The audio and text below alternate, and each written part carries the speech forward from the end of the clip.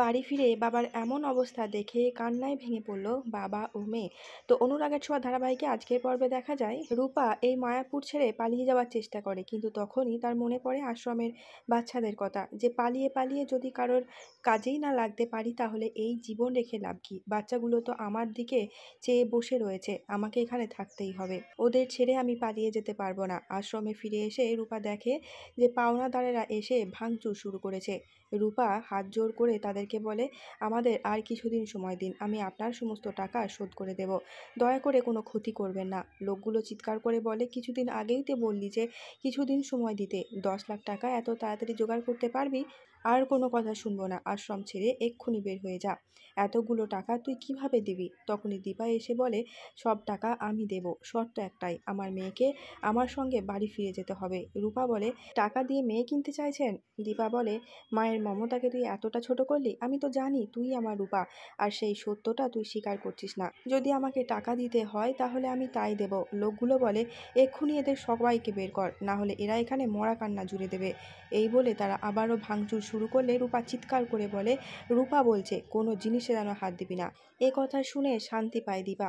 রূপা বলে, হ্যাঁ আমি তোমার মেয়ে, কিন্তু একটা শর্ত রয়েছে, তুমি আমার টাকা এখন দিয়ে দিচ্ছ ঠিক আছে, কিন্তু কোনো না কোনো দিন এই টাকা আমি তোমাকে শোধ করে দেব। দীপা লোকগুলোকে বলে, আমার লিখিত চাই যে ভবিষ্যতে আর কোনো দিন এই আশ্রমের আপনারা কোনো ক্ষতি করবেন না। এরপর চেক আশ্রমের কাকুর হাতে তুলে দেয়, বলে ওরা লিখিত দিলে তবেই আপনি এটা ওদেরকে দেবেন। এরপর সেখানে পুলিশ আসে, পুলিশকে দেখেই রূপা সেখান থেকে পালিয়ে যায়। রূপার সাথে সাথে দীপা ও কৃষ্ণ সেখানে আসে। দীপা বলে, তুই এতটা অবুঝ কবে হলি, কি হয়েছে তোর? রূপা ভয় পেয়ে বলে, পুলিশ, তুমি আমাকে পুলিশে দিও না। দীপা বলে, তোকে পুলিশে দেবো কেন, কি হয়েছে পরিষ্কার করে আমাকে বল। রূপা বলে, বিশ্বাস করো আমি কুমারকে খুন করিনি, তুমি আমাকে পুলিশে দেওয়ার জন্যই এখানে এসেছো। তুমি এলে আর তার সাথে সাথেই পুলিশও এলো। কৃষ্ণ বলে, কিন্তু পুলিশ তো আমি ডেকেছিলাম, আন্টি ডাকেনি। ওই লোকগুলো যাতে আশ্রমের বাচ্চাদের কোনো ক্ষতি করতে না পারে সেই জন্য আমি পুলিশকে ডেকেছি।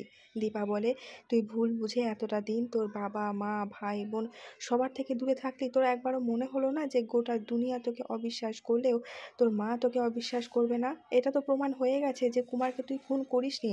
কুমার যে গুলিতে মরেছে আর তোর হাতে যে বন্দুকটা ছিল দুটোই আলাদা। রূপা বলে, কিন্তু আমি শিবরাত্রিতে বাড়ি গিয়েছিলাম, আমি তোমাকে বলতে শুনেছি যে তুমি নিজে হাতে আমাকে পুলিশের হাতে তুলে দেবে। দীপা বলে, সেটা তো ধিক্কার জানিয়ে বলেছিলাম, কারণ তার আগে আমি অনেকবার পুলিশকে বলেছি যে আমার মেয়ে রূপা ও আর যাই করুক না কেন কখনো খুন করতে পারে না। আমি মন্দিরেও গিয়েছিলাম পুলিশকে নিয়ে, যাতে তোকে খুঁজতে সুবিধা হয়। তখনই বৈষ্ণবী মাসি এসে বলে, আসলে দোষটা ওর নয়, এই বাচ্চাগুলোর জীবনে আলো রশ্মি হয়ে এসেছে রাই, মায়াপুরে ওকে আসতেই হতো। তখনই বাচ্চাগুলো কান্নাকাটি শুরু করে দেয় যে তাদের রাই দিদির সঙ্গে আর কখনো দেখা হবে না। রাই দিদির মা তাদের রাই দিদিকে নিয়ে চলে যাবে। রূপা বলে, কেন হবে না দেখা, নিশ্চয়ই হবে, আমি আবারও আসবো। এদিকে দেখা যায় রাত্রিতে বাচ্চা মেয়েটি গান গেয়ে ঘুম পাড়াতে বলে, তাই তো শোনা। সূর্য ও বাচ্চাটিকে শুইয়ে দিয়ে মায়ের শেখানো সেই গানটি গেয়ে ঘুম পাড়িয়ে দেয়। অন্যদিকে বাড়ি ফিরছে রূপাকে নিয়ে তার মা। পরের দিন সকাল হতেই সোনাকে দীপা ফোন করে বলে যে রূপাকে পাওয়া গেছে, আমরা বাড়ি ফিরছি। এ কথা শুনে অস্থির হয়ে ওঠে সূর্য। কিছুক্ষণ পরেই দীপার হাত ধরে রূপা বাড়ি ফিরে আসে। নিজের বাড়িতে আবারও ফিরে এসে অবাক দৃষ্টিতে সব কিছুর দিকে তাকিয়ে থাকে। আর তারপরেই তার চোখ যায় বাবার দিকে। বাবার এই অবস্থা দেখে খুব কষ্ট পায় রূপা। বাবাকে জড়িয়ে ধরে কান্নায় ভেঙে পড়ে বাবা ও মেয়ে।